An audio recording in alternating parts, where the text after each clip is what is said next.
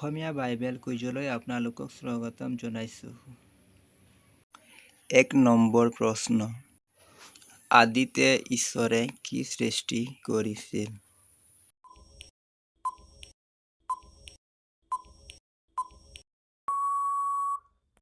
উত্তৰ: আদিতে ঈশ্বৰে আকাশমণ্ডল আৰু পৃথিৱী সৃষ্টি কৰিছিল।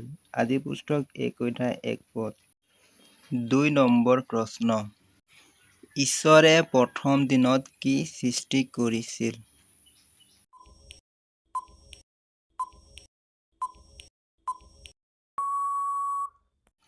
উত্তৰ: ঈশ্বৰে প্ৰথম দিনত পোহৰ সৃষ্টি কৰিছিল।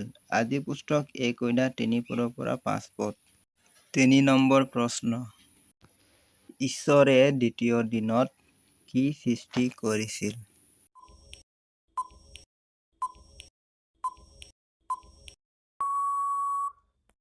উত্তৰ: ঈশ্বৰে দ্বিতীয় দিনত বিধান সৃষ্টি কৰিছিল।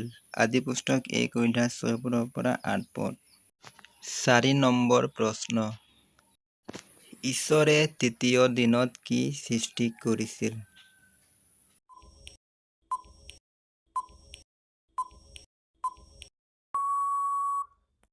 উত্তৰ: ঈশ্বৰে তৃতীয় দিনত স্থল, সমুদ্ৰ, তৃণভোজী ধৰা বন আৰু ফলৱান বৃক্ষ সৃষ্টি কৰিছিল। আদি পুস্তক 1:9-13 5 নম্বৰ প্ৰশ্ন। ঈশ্বৰে চতুৰ্থ দিনত কি সৃষ্টি কৰিছিল?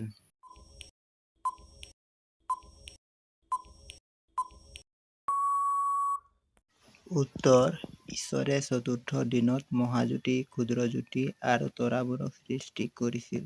আদি পুস্তক 1:14-19 6 নম্বৰ প্ৰশ্ন।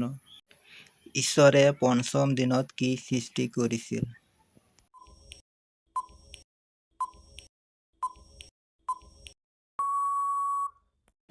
উত্তৰ: ঈশ্বৰে পঞ্চম দিনত উৰক জীৱ-জন্তু আৰু ডেউকা লগা চৰাইবোৰক সৃষ্টি কৰিছিল। আদি পুস্তক 1:20-23 7 নম্বৰ প্ৰশ্ন। ঈশ্বৰে ষষ্ঠ দিনত কি সৃষ্টি কৰিছিল?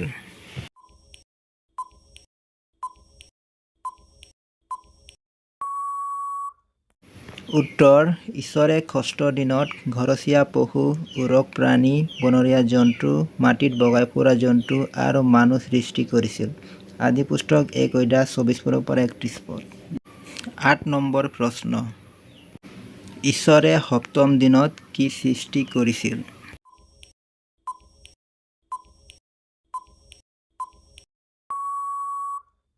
উত্তৰ: ঈশ্বৰে সপ্তম দিনত বিশ্ৰাম কৰিছিল। আদি পুস্তক 2:1-3